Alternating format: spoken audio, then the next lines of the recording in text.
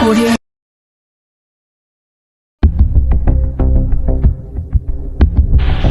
Extraction fingerprints from the dead body is important in mass disaster cases, homicidal cases, accidents, suicidal cases, and etc. Therefore, it is crucial to extract the prints with extreme care depending on the human condition. Preliminary examination of a dead body before recording the fingerprints of the deceased.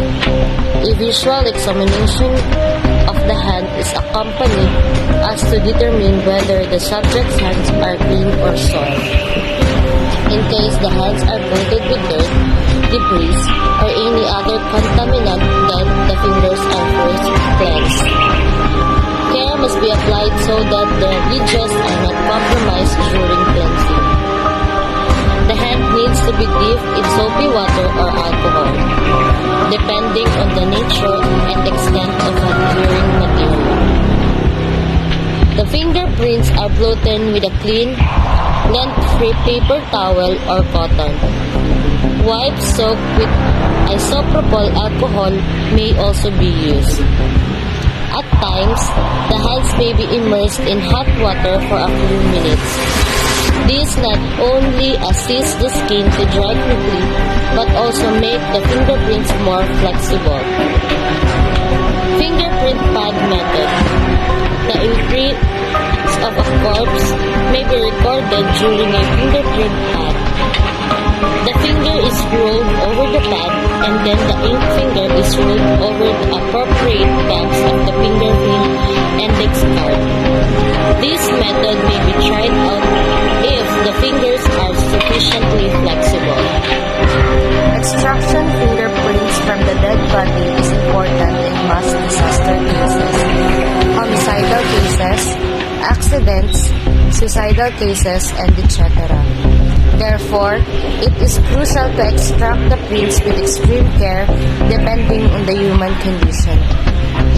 Preliminary examination of a dead body before recording the fingerprints of the deceased.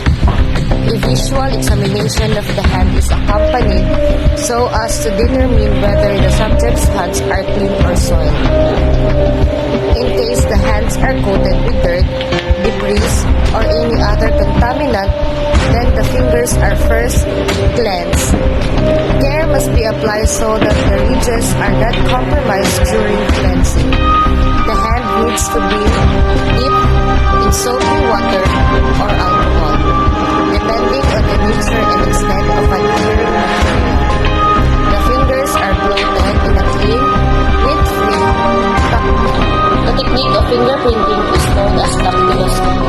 Until the advent of digital scanning technologies, fingerprinting was done using ink and a card. To create an ink fingerprint, the person's finger is first cleaned with alcohol to remove any sweat and dried thoroughly. The person rolls his or her fingertips in ink to cover the entire fingerprint area. Then, each finger is ruled on the prepared cards from one side of the fingernail to the other. These are called ruled fingerprints. Finally, all fingers of each hand are placed down on the bottom of the card at a 45-degree angle to produce a set of plane or flat impressions. These are used to verify the accuracy of the ruled impressions. Today, digital scanners capture an image of the fingerprint. To create a digital fingerprint, a person's blade places his or her fingers on an optical or silicone reader surface and hold it there for a few seconds. The reader converts the information from the scan into digital data patterns. The computer then maps points on the fingerprints and uses those points to search for similar patterns in the database. Law enforcement agents can analyze fingerprints they find on the scene of a crime. These are two different types of prints. Visible prints are made on a type of surface that creates an impression like blood, dirt, or clay. Latent prints are made with sweat, oil, and other substances on the skin to reproduce the rich structure of the fingerprints on a glass, murder weapon, or any other surface the perpetrator has touched. These prints can be seen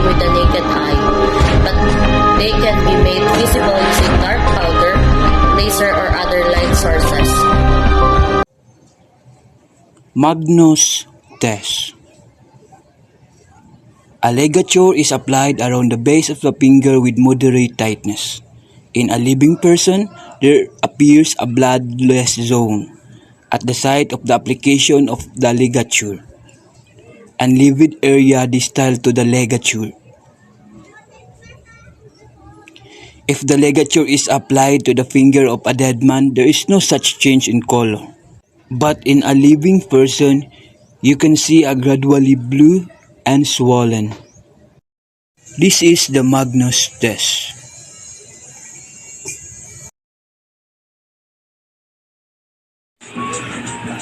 So, good morning everyone. Today I'm going to proceed the pressure of fingernails. The examiner will be check on the victim is still alive through a rapid test assessing the blood flow through a peripheral tissue. It's a quick test performed on the nails bed of monitor amount of the flow of tissue and direction of the victim. So let's check.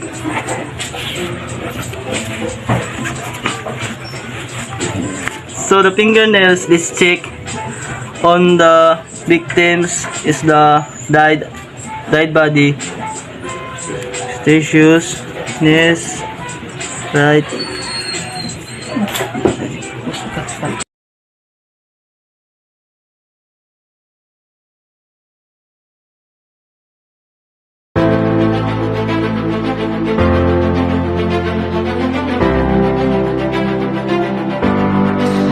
This is the example of diaphanous test. Habang nag-uusap ang dalawang mag-asawa at biglang inatake sa puso ang kanyang mister. Panik ang kanyang asawa at biglang nahimatay ang kanyang mister.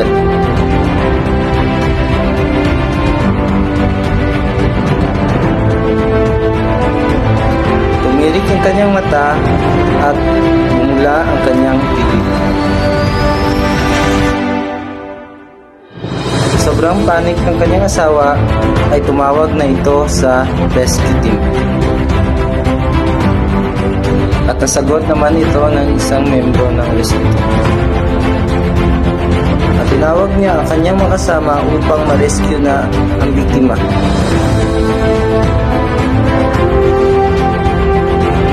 At dumating na ang mga rescue team upang ma-search ang nangyari. Dating ng rescue team ay sinerch na kagad ang biktima. At in-execute kagad nila ang diaphanous test. Nakita sa pagsusuri ang dahilan ng kanyang pagkamatay ay isang cardiac arrest. Nung namin ang kanyang asawa at ang sabi sumikip lang daw ang kanyang dibdib at bumula ng kanyang bibig. At hindi na namin naabutang buhay ang kanyang asawa. At iligpit na namin ang kanyang asawa upang madala na sa morgue.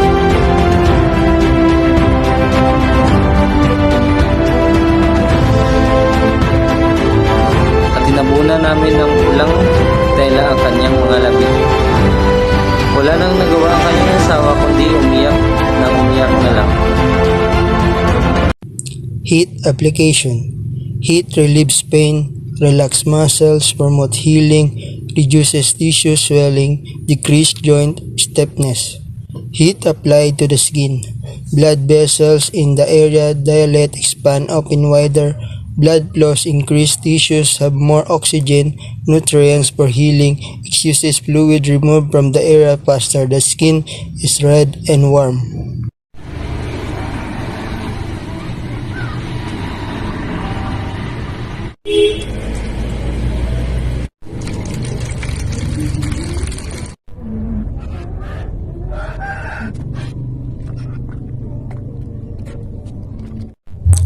Heat therapy works by improving circulation and blood flow to a particular area due to increased temperature. Increasing the temperature of the afflicted area even slightly can soothe and discomfort and increase muscle flexibility.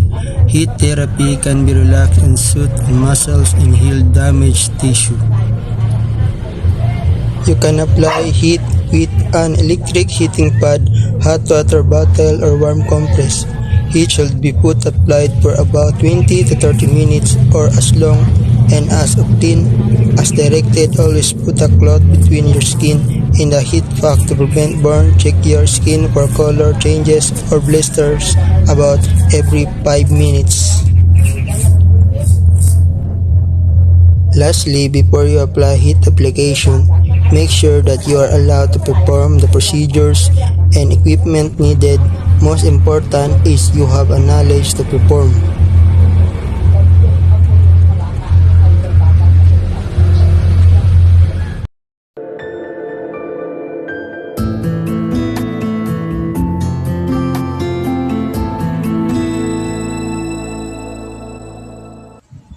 The radial pulse. The pulse at the radial artery in the wrist is palpated with the fingers of the left hand. A living person will feel rhythmic of the vessel due to the flows of the blood.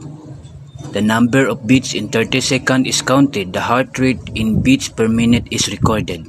In a dead person, there is no such position will be observed. And this is the palpation of the radial pulse using the fingers. Remove your mouth and release the hold on the nose to let him exhale. For an infant, place your mouth over its mouth and nose.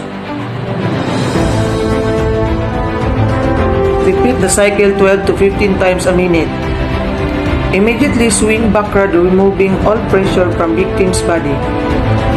After 2 seconds, swing forward again. This will force the air out the victim's lungs.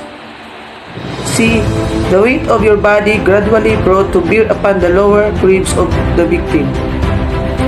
Give pressure. Position your fingers as shown. Swing forward slowly with holding arms straight.